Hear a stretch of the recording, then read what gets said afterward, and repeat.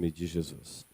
Eu quero convidá-los para nós passarmos a palavra de Deus, para você abrir a sua Bíblia no Evangelho de Marcos, capítulo de número 8, para você acompanhar depois, talvez não dê tempo da gente ler, mas nós vamos citar também 1 Tessalonicenses, capítulo de número 2. Marcos 8, versículo de número 11, diz assim: E saindo os fariseus, puseram-se a discutir com ele, e tentando, pediram-lhe um sinal do céu. Jesus, porém, arrancou do íntimo do seu espírito um gemido e disse: Por que pede esta geração um sinal? Em verdade vos digo que a esta geração não se lhe dará sinal algum. E deixando-os, tornou a embarcar e foi para o outro lado. Ora, aconteceu que eles esqueceram de levar pães, e no barco não tinham consigo senão um só. Preveniu-os Jesus, dizendo: Vede, guardai-vos do fermento dos fariseus e do fermento de Herodes. E eles discorriam entre si: É que não temos pão. Jesus, percebendo, lhes perguntou: Por que discorreis sobre não terdes pão? Ainda não considerastes, nem compreendestes? Tendes o coração endurecido? Tendo olhos, não vedes? Tendo ouvidos, não ouvis? Não vos lembrais de quando parti 5 pães para os 5.000? Quantos cestos cheios de pedaços recolhestes? Responderam eles: 12. E quando partiu 7 pães para os 4.000, quantos cestos cheios de pedaços recolhestes? Responderam: 7. Ao que lhes disse Jesus: Não compreendeis ainda? Amém. Até o versículo de número 21. Jesus, neste texto, ele fala com a igreja, fala conosco a respeito da corrupção. Corrupção é um termo novo, né? Usado há pouco tempo. O termo que a Bíblia usa no século I é contaminação. É a mesma coisa. E Jesus usa como exemplo de contaminação o fermento. Como o fermento contamina toda a massa. Uma vez colocando fermento numa massa, se não houver uma intervenção de alguém para impedir a ação do fermento, com certeza ela vai contaminar toda a massa. É preciso que haja uma intervenção. E Jesus está insistindo com os discípulos aqui que ele não está falando, na verdade, de massa ou de fermento. Ele está usando como exemplo o fermento, mas ele falou: vocês precisam ter cuidado com o fermento ou com a doutrina de Herodes, com o fermento ou com a doutrina dos fariseus.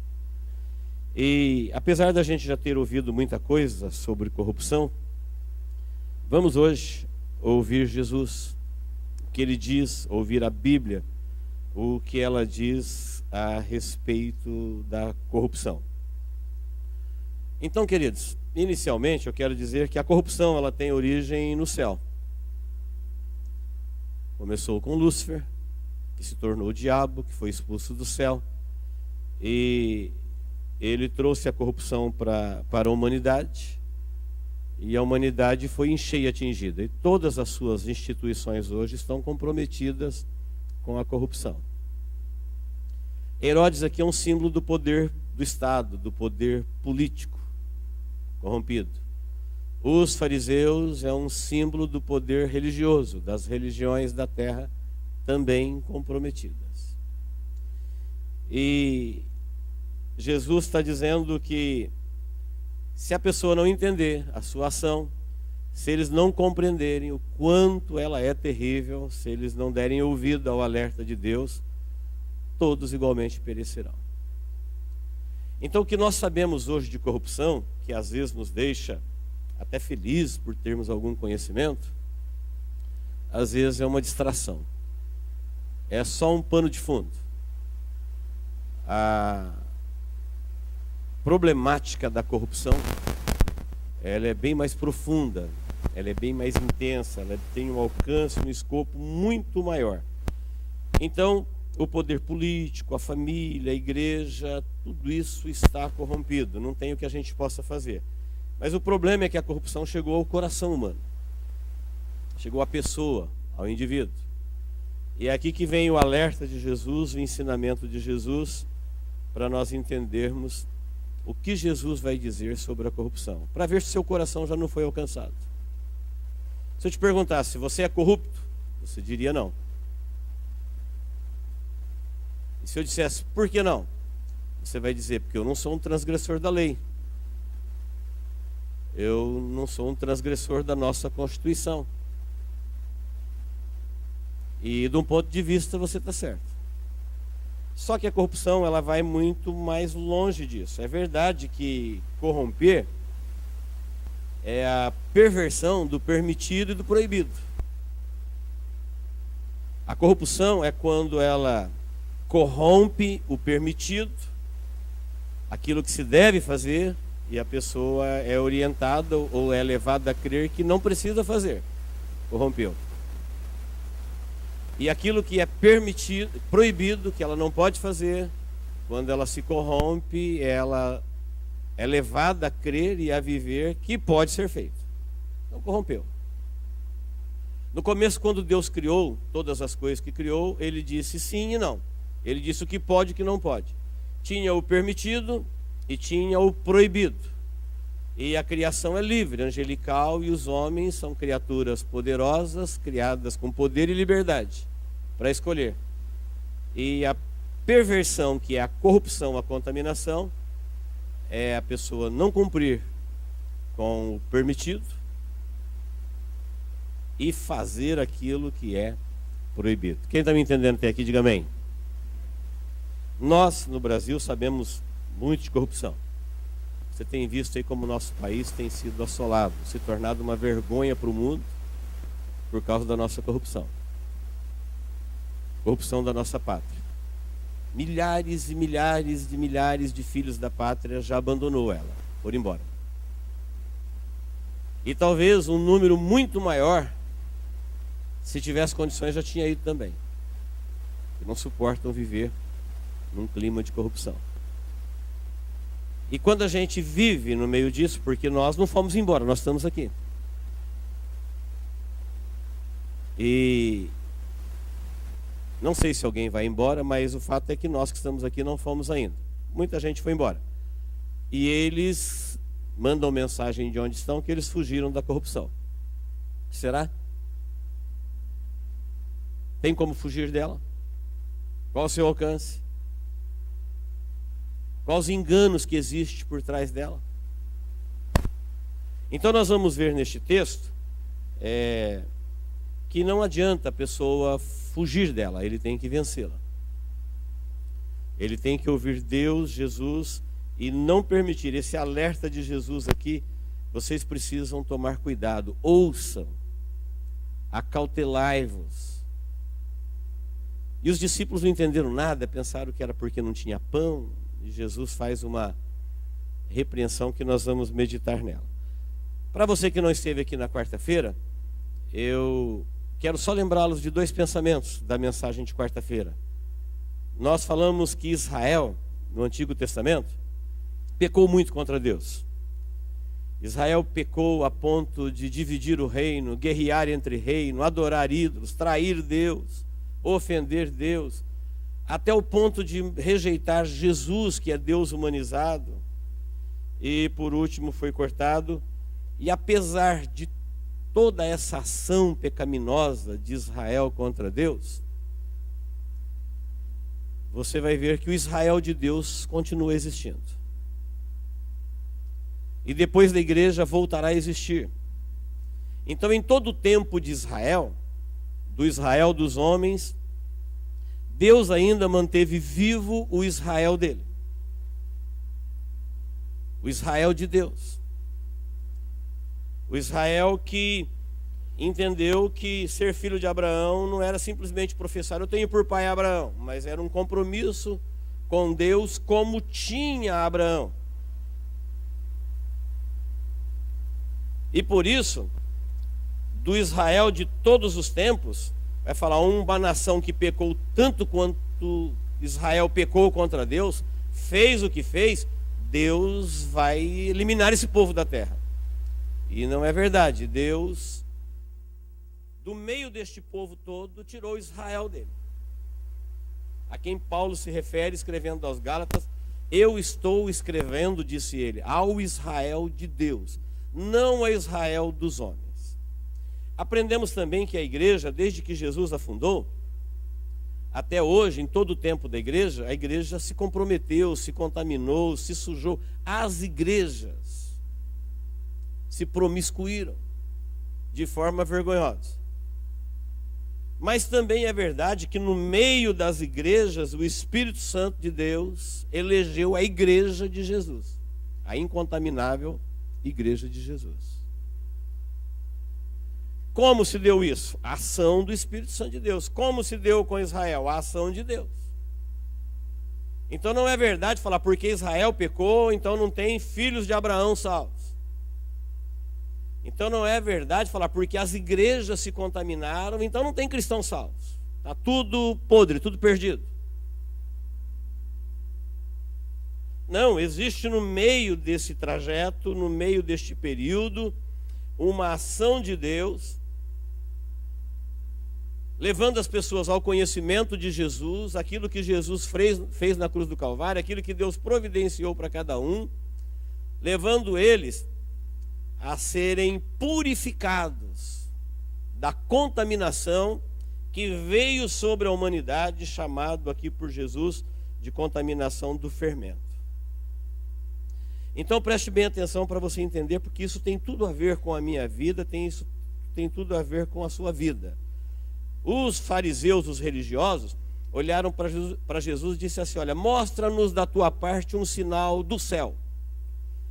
E Jesus suspira profundamente, geme e fala: olha, uma geração má, adúltera, incrédula, e me pede um sinal. Falou: nenhum sinal será dado, a não ser o sinal do profeta Jonas. Que assim como Jonas ficou 3 dias e 3 noites no ventre do peixe, Jesus ficaria 3 dias e 3 noites no centro da terra. É o sinal da cruz, é o sinal da crucificação. Então Jesus está dizendo que o último sinal que ele deu para o mundo, se alguém quiser entender que ele é Deus, que ele tem poder para curar, que ele tem poder para salvar, que ele tem poder para libertar, era a cruz. Depois da cruz, o mundo não receberia da parte de Deus nenhum sinal mais. E eu te pergunto, quando é que Deus falou com o mundo depois da cruz? Jesus já havia dito para os discípulos assim: olha, eu vou para o Pai, o mundo nunca mais me verá, mas vocês me verão. Eu vou falar com vocês na Galileia. Depois que ele foi ao céu, ele falou: vou enviar o Espírito de Deus, o outro Consolador, o Espírito que o Pai vai enviar para que vocês não fiquem órfãos. E o Espírito Santo vai falar com vocês, vai dirigir vocês. Vocês não vão ficar aqui sozinhos. O mundo não vai me ver mais, o mundo não vai me ouvir mais. Portanto, as pessoas que são levadas, guiadas, dirigidas na sua vida de acordo com como o mundo é, elas não receberão nenhum sinal de Deus. Quem está me entendendo, diga amém. Mas existe um povo prometido por Deus aqui, que este povo poderia ouvir Jesus. Este povo seria guardado, protegido pelos feitos de Jesus na cruz, da contaminação que começou no céu e passou à humanidade e que vai alcançar a humanidade quase que na sua totalidade. Aí quando Jesus diz: guardai-vos do fermento de Herodes, ele está dizendo: olha, o poder do mundo, o poderio, os governos, o poder político está contaminado. Guardai-vos dos fariseus, as orientações religiosas extra palavra de Deus, elas estão contaminadas. Porque parece muito cômodo para a gente falar: não, eu não sou corrupto porque eu não transgredi a lei. quando que a lei foi feita? Eu não transgredi a Constituição. Eu não parei na vaga do idoso, nem do deficiente, nem avancei o farol vermelho. Parece que isso me deixa numa posição de incontaminado. Não, queridos. A contaminação começou quando foi transgredido, não é a Constituição dos homens, mas a palavra de Deus. Quando ele disse para Adão, não coma. Se você comer, você vai morrer. A palavra de Deus, quando ela foi transgredida, houve da parte de quem a transgrediu uma perversão, que trouxe a morte. Então Adão foi convencido por um anjo caído, pelo diabo, de que não morre não. Você sabe quantas milhares de pessoas hoje, nesse exato momento, acreditam da mesma forma? Se perguntar se ela é corrupta, ela fala, claro que não. Mas existe um mandamento do Criador, existe uma lei divina, uma palavra de ordem, uma advertência. E sabe o que ele faz? Ele dá a mínima. Se você transgredir a placa, é claro que se a gente, tudo que é instituído for transgredido, é perversão. Tudo que é dever, se não for feito, é perversão. Tudo que é proibido, se for praticado, é perversão. Você pode estar pervertendo a lei da família, você pode estar pervertendo a lei do município, você pode estar pervertendo a lei de uma igreja local, você pode estar pervertendo a lei do município, você pode estar pervertendo a lei do Estado, a lei da nação. Mas tudo isso é pano de fundo, é distração. O problema da corrupção é muito mais profundo, vai muito mais longe, tem um alcance muito maior. Isso tem a ver direto com Deus. Isso tem a ver direto com um projeto de poder das trevas. Isso tem a ver direto com um projeto de adoração. De uma rebeldia declarada contra Deus. E as instituições já aceitaram a proposta do inimigo. As instituições não têm instituição segura, nem a família. Mas o problema vai além, o problema agora vai no coração humano. Quando Jesus disse guardai-vos, ele não falou do grupo, ele está falando da pessoa. Quando ele chamou cada pessoa de uma igreja em particular, uma igreja pessoal, que tem deveres, que tem permissões e proibições direto com Deus, que tem uma palavra de ordem, de lei, de bênção, mas também de punição e de juízo. Que toda obediência será recompensada e toda desobediência será punida.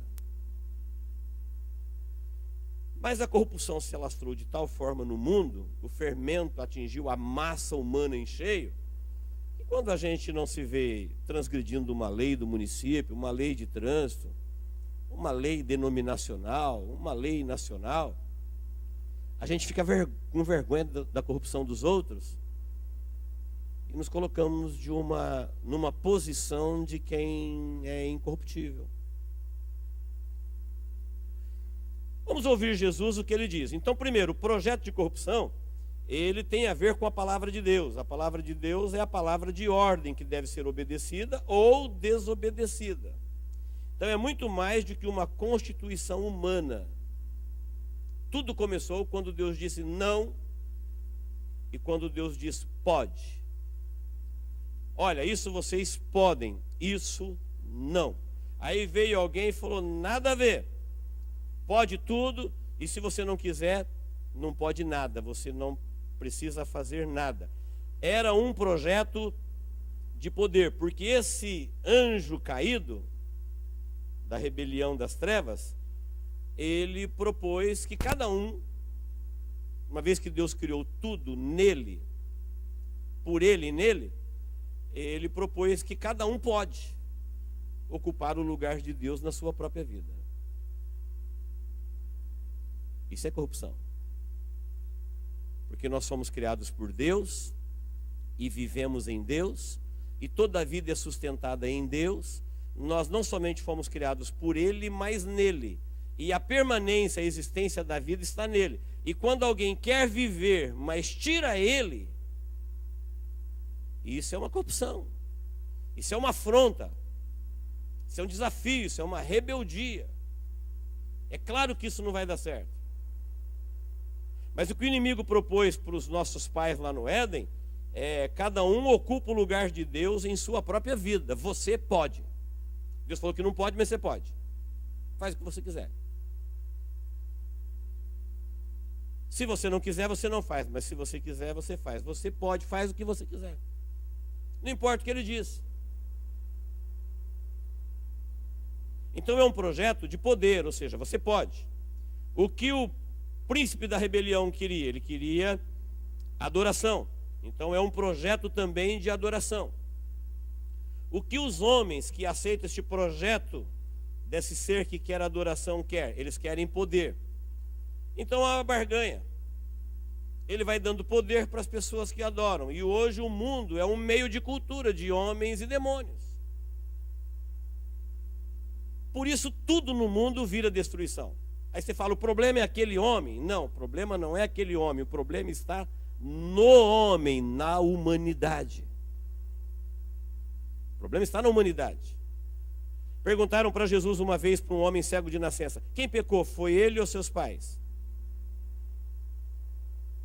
Jesus disse: não foi nem ele nem seus pais. Isso está assim para que Jesus manifeste nele o poder de Deus. O problema não está nesse homem, nem no outro homem que vocês estão perguntando que é o pai dele. Esse problema está na humanidade. Esse problema alcança todos. Ninguém escapa. Como Jesus disse certa vez, onde estiver o cadáver, aí se ajuntarão as águias. Onde estiver o pecado, aí chegará o juízo. Onde alguém não estiver livre da contaminação, chegou a corrupção. E o juízo de Deus o alcançará. Então o projeto da corrupção, ele é um projeto que vem do céu, tem a ver com a palavra de Deus e tem a ver com a obediência a Deus. A proposta da corrupção é um projeto de poder. A rebelião começou nas trevas porque uma criatura angelical, ela foi criada para a glória de Deus, mas ela queria a glória de Deus para ela. Foi criada para adorar, mas quis ser adorada. E propôs isso para todos, dizendo: você pode fazer isso, você é livre. Deus criou criaturas inteligentes, poderosas e livres. Então, se você é inteligente, se você tem poder e você é livre, você pode fazer o que você quer. Mas é importante saber, disse Jesus, que existe uma contaminação cada vez que Deus diz uma coisa e você diz outra. Cada vez que Deus fala uma coisa e você faz outra. Isso é contaminar, é perverter, é transgredir, é rebelar-se, é contaminar aquilo que foi criado puro, que é bom, que existe para que haja vida e vida em abundâncias. Então, quando Jesus diz: tome cuidado com a corrupção de Herodes, ele estava falando assim: olha, existe um doutrinamento político no mundo. Herodes aqui representa. Existe um doutrinamento das autoridades no mundo, que este doutrinamento, eles estão alinhados com forças rebeldes. O que esses demônios querem na terra? Eles querem aquilo que eles queriam no céu, ser adorados. O que as pessoas rebeldes na terra querem? Eles querem poder. E há uma troca. Por isso, você vai ver que não importa, troca-se de poder aqui ou ali, e você vê que o mistério da maldade opera. Lá em Tessalonicenses 2:7 diz: o ministério da iniquidade já opera. Por isso você vai ver no mundo todo mundo se sentindo injustiçado, todo mundo achando que o outro lado é que está transgredindo o direito, e no fim todo mundo está destruindo todo mundo. E a gente não consegue parar a guerra, a gente não consegue parar a fome, a gente não consegue parar a injustiça. Porque a pessoa que mata, a pessoa que promove a guerra e mata crianças, ela diz que está fazendo isso porque ela está combatendo o mal. E o outro que guerreia com ele também está fazendo a mesma coisa porque ele está combatendo o mal. E está todo mundo combatendo o mal. E existe uma maldade, de fato, longe dos olhos, longe da sabedoria humana, longe da capacidade humana de perceber, por trás de tudo isso, produzindo destruição em todos os atos humanos. Portanto, tudo que se cria vira máquina de destruição. Procure pensar uma coisa boa que já criaram nesse mundo e que não serve para destruir. Tudo. Aí quando Jesus vai falar da corrupção, ele diz assim, vocês têm que guardar.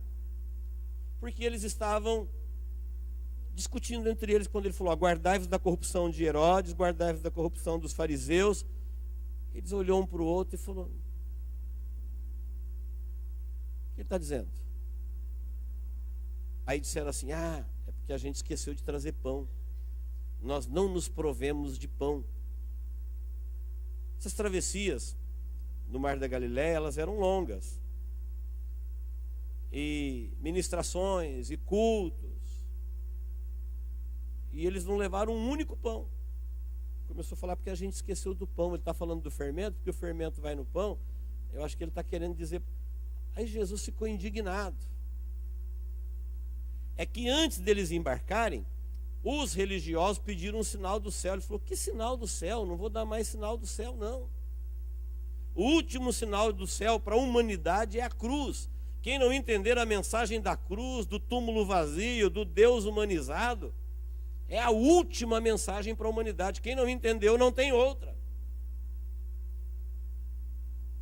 Deus não vai ficar o tempo todo, a vida inteira, sofrendo a rebelião crescente contra ele na terra. Falou, a última mensagem para a humanidade é a cruz.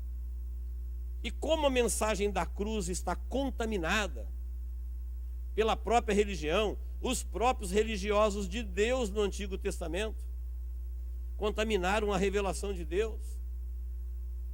E Jesus disse, uma geração má dessa, depois de tantos sinais do céu, eles vêm pedir para mim ainda mais um sinal do céu, um único, vai ser a cruz. Mas depois de falar, para o mundo não terá sinal, ele fez um aviso carinhoso, amigo, solene. Falou, olha, vocês precisam tomar cuidado. E eles não entenderam o alcance do anúncio, o alcance do aviso. É porque a gente não trouxe pão. Vocês não entenderam ainda no vosso coração? Vocês acham que eu estou falando de pão? Quando eu alimentei 5.000 pessoas, fora mulheres e crianças, partindo de 5 pães, quantos cestos vocês recolheram de sobra? Disseram 12 balaios de sobras. E na segunda multiplicação, quando eu alimentei 4.000 homens, fora mulheres e crianças, partindo de 7 pães, quantos cestos sobraram? 7. Vocês acham que eu estou falando de pão? Acha que a minha preocupação é porque vai faltar pão? Será que a ideia humana de que Deus está sempre cuidando de pão, de coisas? Jesus já não tinha ensinado que uma vez que você se torna cristão, a sua preocupação deixou de ser a preocupação com a vida. Ele já resolveu o problema da tua vida. Cristão não tem preocupação com a vida. Cristão não tem preocupação com o que comer, com o que vestir. Um Deus que criou o universo, um Deus que formou a terra, um Deus que deu Jesus, o seu filho, para morrer por alguém, teria que esse alguém se preocupar com comida, com roupa, ou com a própria vida? Que Deus não teria se ocupado disso ainda? Será que tal sentimento não é agressivo, não é incrédulo ao Senhor? Ele disse, vocês acham que eu estou falando de pão? E faz algumas perguntinhas para os discípulos. Ele falou assim, como está o vosso coração? É assim que você crê no seu coração? É isso que está no seu coração em relação a Deus? Pão, coisas. Queridos, essa palavra, como está o seu coração, ele está dizendo, será que você já foi confundido no seu coração? Será que seu coração já se foi de Deus? Será que você está endurecido, enganado, distante? Seu relacionamento com Deus já não é mais de coração?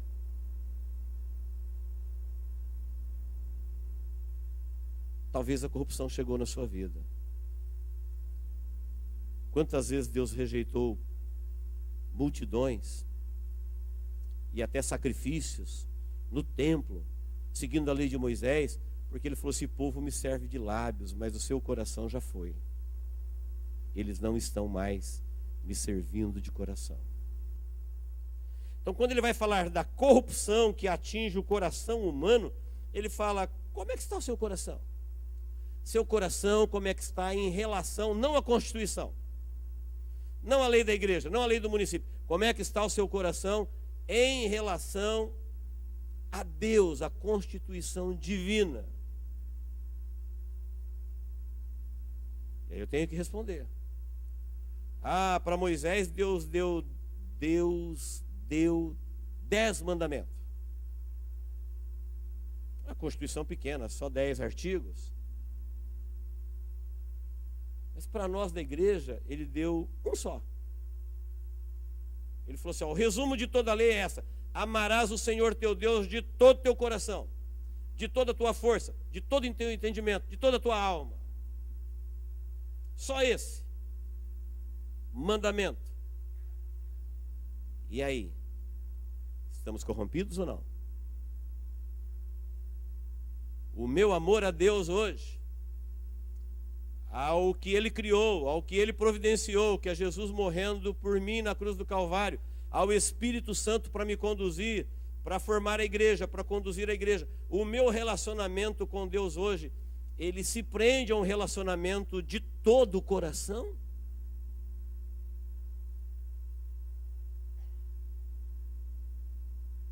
É uma pergunta de Jesus. Como é que está o vosso coração? Vocês não estão entendendo o que eu estou dizendo? Vocês não compreenderam? Vocês acham que eu estou falando de pão? De estômago, de ventre, de roupa, de coisas? Como é que está o coração de vocês em relação a Deus? Se a resposta é o meu relacionamento com Deus, tem a ver com um relacionamento de amor de todo o coração. Ele falou, é o primeiro, o único e o grande mandamento. E o segundo é semelhante ao primeiro, que é amar o teu próximo como a ti mesmo. Pronto, uma Constituição desse tamanho. Não tem vários códigos, vários artigos, vários parágrafos para você falar. Ninguém entende como é que você vai ser fiel a uma legislação. E o homem foi criando lei, foi criando lei, foi criando lei. E a gente foi corrompendo leis, porque ninguém dá conta. Mas em relação a Deus agora ficou para um leigo entender. Olha, Deus disse sim e Deus disse não. Ele sabe que você não pode se salvar, então Ele veio te salvar, Ele quer te salvar, você crê nele? Você consegue amá-lo da mesma forma que Ele te amou, de todo o coração? Seu relacionamento com Deus não é interesseiro, não é com medo de ir para o inferno, não é para se livrar dos demônios. Não se trata de um relacionamento de coração. Quem aqui sabe o que é um relacionamento de coração? Diga amém. Você sabe disso. E a pergunta de Jesus é, como é que está o teu coração em relação a Deus? Se eu te perguntar assim, como é que está o seu coração em relação a seu marido? Como é que está o seu coração em relação a sua esposa? Como é que está o seu coração em relação a seu filho? Como é que está o seu coração em relação a seu pai? Como é que está o seu coração em relação à sua pátria? Como é que está o seu coração em relação à sua igreja? Você vai saber o que eu estou te perguntando. Mas a pergunta de Jesus não é minha. Ele está falando assim, como é que está o seu coração em relação a Deus? Como é que está o seu coração em relação a Deus? Se você encontrar aí uma resposta franca, sincera, dizendo, olha, o meu relacionamento com Deus não é mais de todo o coração, a corrupção de Lúcifer te alcançou. Você precisa se libertar dela. Você precisa de uma libertação do sangue de Jesus na sua vida. Você precisa de uma poderosa ação do Espírito Santo de Deus na sua vida, para que você volte a se relacionar com Deus de todo o coração. É o único lugar que você está seguro.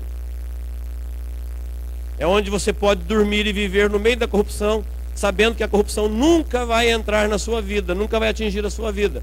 Por quê? Porque você está fiel primeiramente à lei de Deus, direta para o seu coração, do coração de Deus para o seu coração e do seu coração para o coração de Deus. Não vamos dormir tranquilo falando que a corrupção é dos outros. A corrupção deles é contra a pátria. A corrupção deles é contra as pessoas. E eles responderão por elas aqui, mas lá eles vão responder pela corrupção perante Deus. Por terem se juntado a esse projeto de poder que começou nas trevas. A esse projeto de adoração, que o único que tem direito à glória e o louvor é Deus, mas anjos e homens disseram: vamos romper com Deus, você ocupa o lugar de Deus na tua vida, e a glória e o poder é nosso. Aquilo que pertence a Deus, quem criou isso aqui foi Ele, quem deu a vida foi Ele, quem sustenta é Ele, quem garante que a gente vai viver amanhã é Ele. Mas como Ele nos criou livre, você pode ocupar o lugar dele na sua vida. E a glória e a honra que pertence a Ele, o louvor, isso fica para a gente. A gente fica trocando glórias e honras aqui entre nós. E tira Deus. Essa ciranda que você vê de poder, de bajulação, de honrarias, de glória, de preços, de conquista, de dinheiro, tudo que você sabe. Não preciso falar isso para você. Quem está me entendendo, diga amém. A segunda pergunta de Jesus, depois de perguntar do coração, ele perguntou assim: vocês têm olhos, mas vocês não estão vendo? Jesus pergunta para mim e para você: você não está vendo o que está acontecendo no mundo? Você está olhando para onde? Você está olhando para quem? Eu tenho que responder essa pergunta. Jesus está perguntando, ele está falando da corrupção que alcança a humanidade, e nós somos humanos, tem a ver conosco.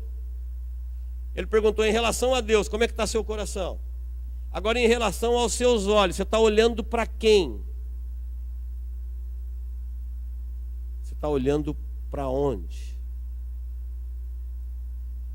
Se você tirou os olhos de Jesus, você não consegue atravessar. A promessa de Deus para salvar as pessoas da corrupção que atingiu a humanidade é olhar firmemente para o autor e consumador da fé, Jesus. Você tem que olhar para Ele, você não pode se distrair, você não pode olhar para os lados, você não pode olhar para uma outra coisa, você tem que olhar para Jesus firmemente e seguir Jesus. Se você tirar os olhos de Jesus, você vai afundar. Então ele perguntou: vocês estão olhando para onde? Você está olhando para quem? Então nessa sua vida, quando você olha em direção ao amanhã, você está olhando para quem?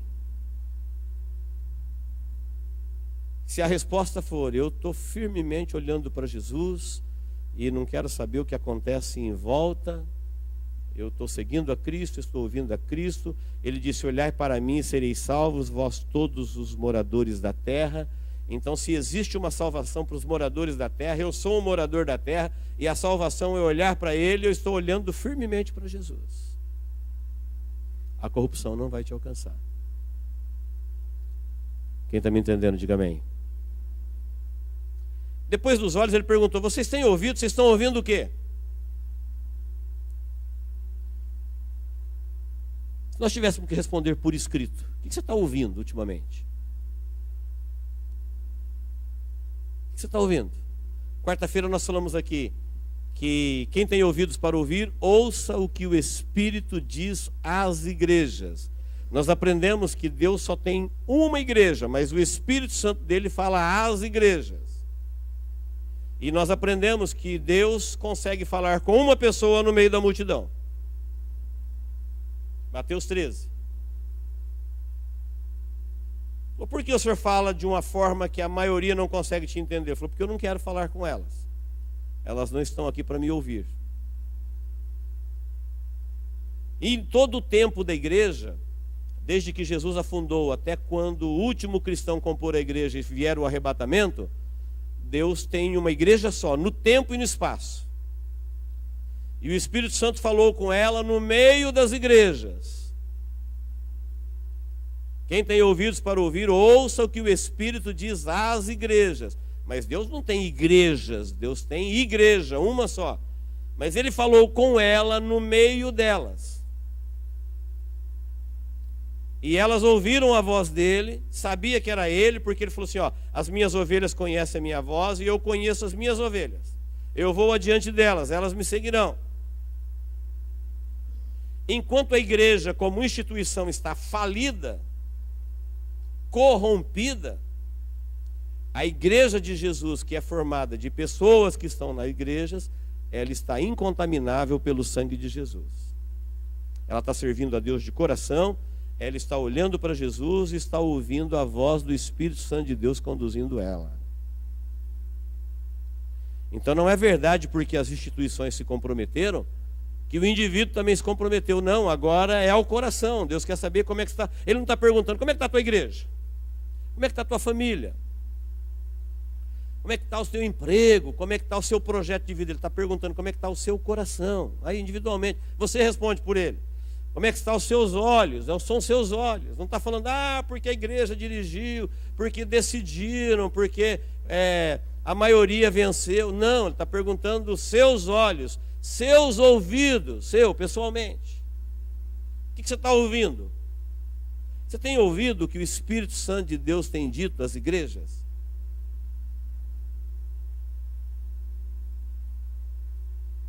Eu penso que existe muita gente que não tem esse comprometimento. Eu vou na casa de Deus hoje porque eu quero ouvir o que o Espírito Santo de Deus vai dizer para a igreja. Eu sou igreja. Ele não vai falar comigo pessoalmente, ele vai falar com a igreja dele, mas como eu sou a igreja dele, eu quero saber qual que é a palavra de ordem, qual que é a mensagem do dia. Se o Espírito Santo de Deus fala com a igreja no meio das igrejas, se eu te perguntar qual foi a última vez que você ouviu uma palavra de Deus direcionada à igreja, fala, olha, a igreja, isso daí, nós temos que cumprir isso daí. Deus disse que é para fazer isso. A gente tem que cumprir isso daí. É o Espírito Santo de Deus conduzindo a igreja. Ele está levando a igreja para o céu. Ele está orientando a igreja. Ele está falando o que a igreja tem que fazer. Ele está falando o que a igreja não pode fazer. Ele está dizendo o que a igreja pode. Ele está dizendo o que a igreja não pode. Tem pessoas que vão se rebelar e vão deixar de fazer o que tem que fazer e vão fazer o que não pode fazer. Mas aí já não é mais a igreja dele. O Espírito Santo de Deus não conduz a igreja em rebelião, ele conduz a igreja em obediência. Ele veio para isso. Há algum tempo atrás, sempre quando alguém ia para a igreja, ele tinha caneta e papel. Quem lembra disso? Diga amém. E ficava atento, porque se ele ouvisse alguma coisa que ele entendeu, olha, isso é uma palavra de Deus para a igreja, eu não posso. Ele escrevia. Ou num papel. E guardava aquilo, olha, isso aqui foi Deus que disse. Hoje nós estamos vivendo aquilo que está na parábola de Mateus capítulo 13, a semente que caiu na beira do caminho. A palavra de Deus vem, mas a gente não tem mais ouvidos para ouvir, aquele ouvido inclinado, aquele prazer, aquele paladar de ouvir. Então muitas igrejas até tiraram uma palavra do culto já, porque as pessoas não dão ouvido, eles não gostam. Então o culto tem 2 horas, a palavra tem 10 minutos. Porque não agrada a maioria. Mas para nós que temos paladar, o culto é o momento da gente ouvir o que Deus está dizendo à igreja. Eu sou igreja eu preciso saber, eu preciso obedecer, porque isso tem a ver com a minha vida, com o meu coração, com a minha obediência, com o meu destino, com a minha ressurreição, com a minha eternidade. Vocês não estão ouvindo? Então, se Deus perguntasse para mim e para você hoje, o que é que você tem ouvido nos últimos dias?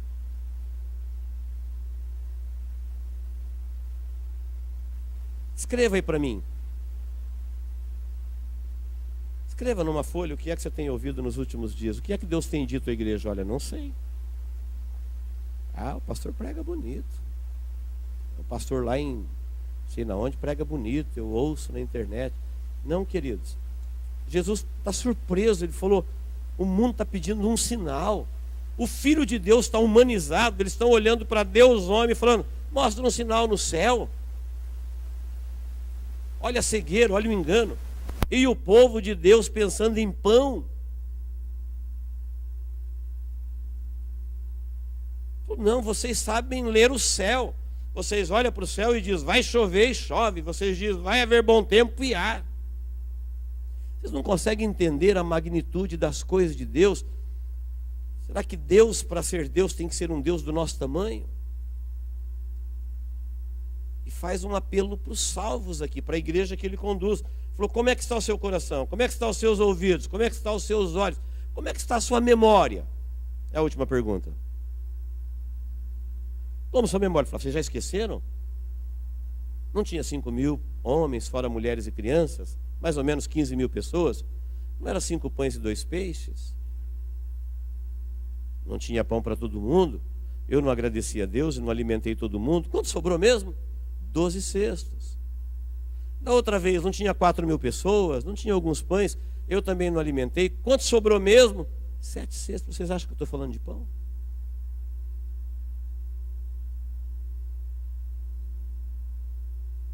Aí Jesus olha para mim e para a sua vida e fala, cadê sua memória?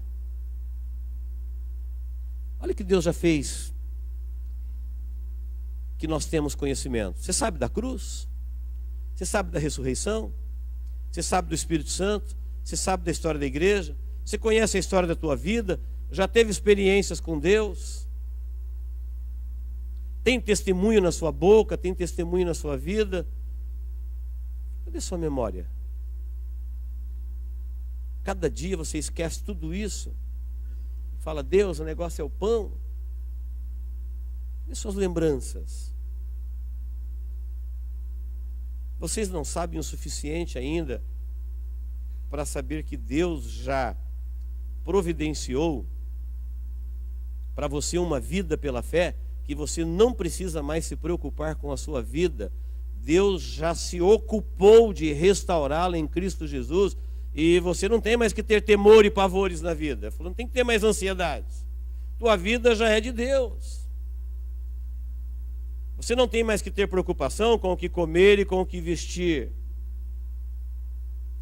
Isso já é problema de Deus. Você não tem memória de tudo que Deus já fez. Você não é uma testemunha. Então, queridos, essa corrupção que você está vendo aí em volta, que atingiu instituições, famílias, governos, nações, a terra toda, e está atingindo em cheio o coração humano, ela vem de muito antes da gente. E não tem como a gente vencê-la no ambiente. Nós podemos cooperar, nós podemos orar, nós podemos cumprir, porque a igreja está aqui para fazer a justiça de Cristo. É verdade que tudo aquilo que é permitido, aquilo que é proibido, e o que passa disso é perversão, é corrupção. Pode ser uma corrupção social, pode ser uma corrupção legal, pode ser uma corrupção denominacional, mas o que pesa na nossa vida mesmo, que muitas vezes a gente está vendo os corruptos lá, e parece que a gente está incorruptível aqui. Não, não é constituição, não é lei social, é lei de Deus. Jesus pergunta, como é que está o seu coração em relação a Deus? Como é que estão os seus olhos em relação a Deus? Quando você olha para a vida, quando você olha para além da vida, quando você olha para a eternidade, você está olhando para quem? Você está olhando para onde? quando você está ouvindo coisas que entram na sua vida para agregar ou desagregar valores, você está ouvindo o que o Espírito Santo tem dito à igreja? Existe uma voz de Deus. Enquanto o inimigo está falando ao mundo, levando ao mundo a um projeto de poder que tira Deus, levando ao mundo a um projeto de adoração que não dá glória a Deus, o Espírito Santo de Deus está falando com pessoas que faz exatamente o contrário, que dá glória a Deus, que dá obediência a Deus e que faz isso de todo o coração. Que o tempo todo eles estão atentos aos caminhos do Senhor, olhando para Jesus, o autor e o consumador da fé. Que o tempo todo eles estão sensíveis à voz de Deus, porque Deus está falando com este povo. E nós somos um povo que tem memória. Eu tenho na minha vida, no passado, feitos de Deus. Você tem na sua vida coisas que Deus já fez. E Jesus pergunta: como é que você, que já recebeu a ação de Deus na sua vida, como um milagre de alimentar 5.000 e depois 4.000, vai falar que ele está preocupado com o pão agora? Para encerrar, no texto de Tessalonicenses capítulo 2, versículo 7, Paulo está ensinando assim: olha, o ministério da maldade, ele já opera. E ele está operando hoje nos filhos da desobediência. Mas está chegando o tempo em que Deus vai enviar ele para operar em toda a terra, porque as pessoas não conseguiram dar crédito à verdade. Então preste bem atenção. Eu não vou entrar nesse texto, porque ele é longo, mas se você ler lá em 1 Tessalonicenses capítulo 2, versículo 7, Paulo está dizendo: olha, vem aí o espírito do erro. Deus vai permitir que o espírito do erro, que hoje opera nos bastidores, isso que eu estou falando aqui, levar a pessoa a se rebelar contra Deus no coração, não seguir Jesus, não ouvir Jesus, isso acontece com batalha na tua mente, isso não acontece descaradamente em aberto. Ou Deus revela, você não sabe. Mas isso que opera hoje nos bastidores, longe dos olhos, está vindo para operar na frente dos olhos. E quem não conseguiu dar crédito ao Espírito Santo de Deus, vai ter a oportunidade de acreditar nas mentiras do espírito do erro. Vem aí, a qualquer momento, o espírito do erro. Por quê?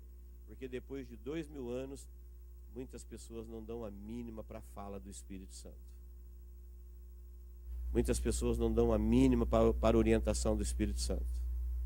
Paulo falou: então por isso Deus vai enviar o espírito do erro. E sabe o que ele vai fazer? Ele vai levar as pessoas a acreditar no erro. E aí, em vez de crer em Cristo, eles vão crer no anticristo. Aí, em vez de serem fiéis como igreja, eles serão fiéis à igreja do falso profeta, a falsa igreja. Então vem aí o anticristo, vem aí o falso profeta, vem aí a igreja apóstata. E aí a humanidade vai acreditar.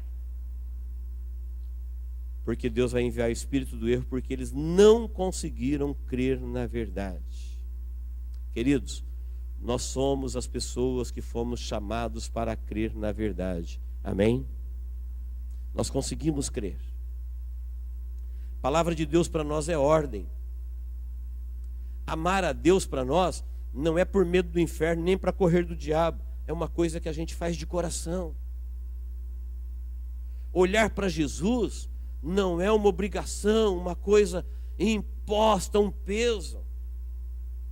É a alegria de olhar para o autor e o consumador da nossa fé. Ouvir a palavra do Espírito Santo, a gente faz isso com prazer no coração. Nós temos paladar por isso. As coisas de Deus são doces à nossa vida.